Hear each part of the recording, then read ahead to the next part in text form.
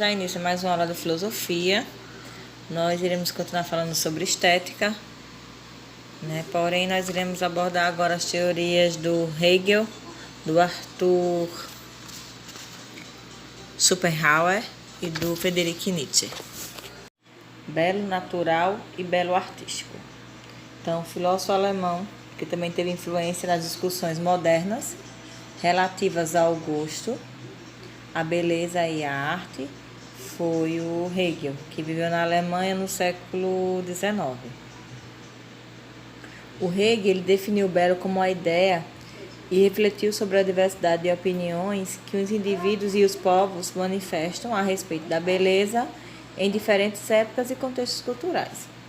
Concluiu que essa diversidade resultava do processo de evolução do espírito, termo que no pensamento desse filósofo pode ser entendido como intelecto, razão, consciência ou ainda como atividade racional humana.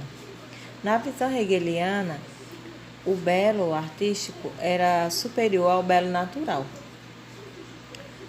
por resultar do espírito humano e manifestar em obras duráveis, inspiradas por um ideal e realizadas com base na imaginação do artista. O Hegel ele valorizava as obras de arte e julgava que elas representavam o modo concreto, mais figurado, ou seja, simbólico, aquilo que agita a alma humana, dirigindo-lhes aos sentidos e tocando a sensibilidade para realizar sua maior função, despertar na humanidade o sentimento do belo. Além disso, eles seriam capazes de conciliar contrários como a liberdade e a necessidade, por envolver as possibilidades da criação e também os limites da matéria. O universo e o particular, por corresponder a um ideal mesmo sendo elaborados por um indivíduo, o artista, o racional e sensível, em virtude de suas relações com o pensamento, mas também com os sentidos e as sensações das pessoas. Aí vocês irão responder de acordo com a teoria do Hegel, a questão da reflexão em ação, que é a primeira e a segunda questão.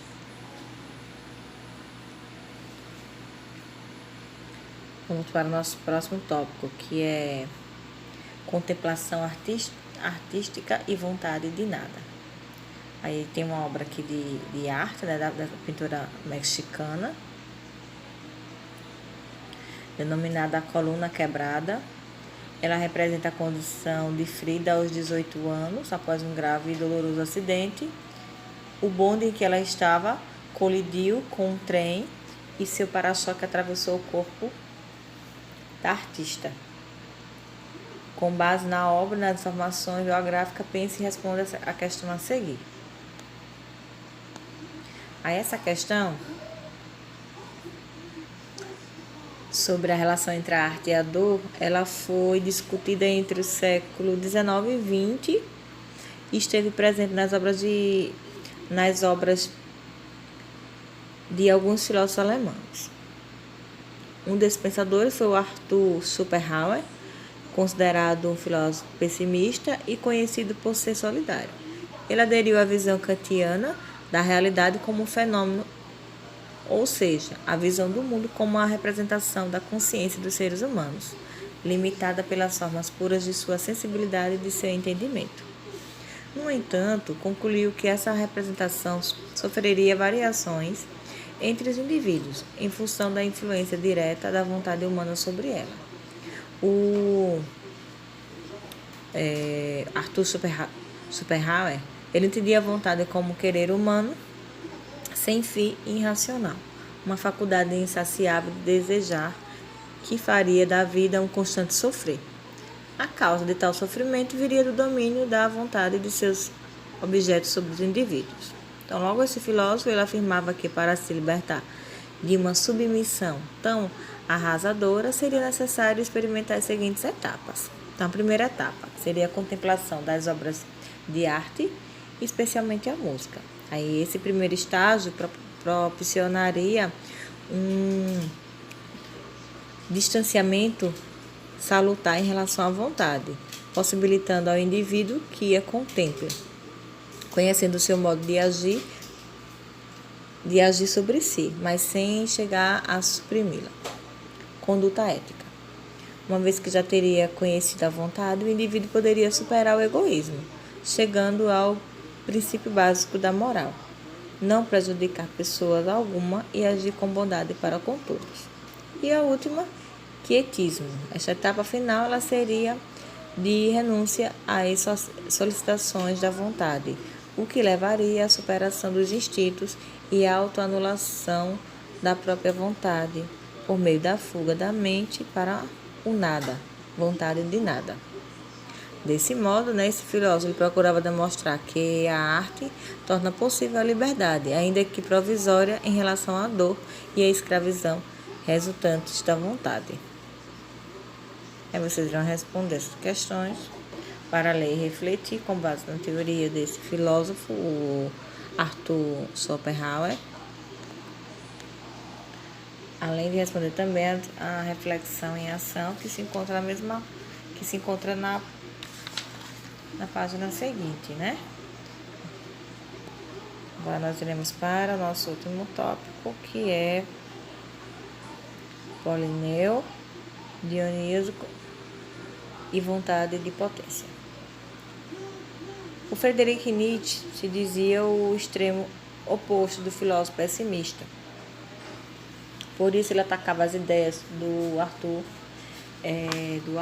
Schopenhauer e defendia o conceito de vontade de potência, um desejo ilimitado de viver apenas da dor, do erro, da imperfeição ou da catástrofe presentes na existência. O Nietzsche não aceitava que o homem fugisse à força da vida, que sempre se renova, apesar do sacrifício ou da aniquilamento dos indivíduos. Segundo ele, nesse eterno retorno, as pessoas deveriam aceitar a dor com alegria e coragem, celebrando o fato de viver como o faria um poeta trágico.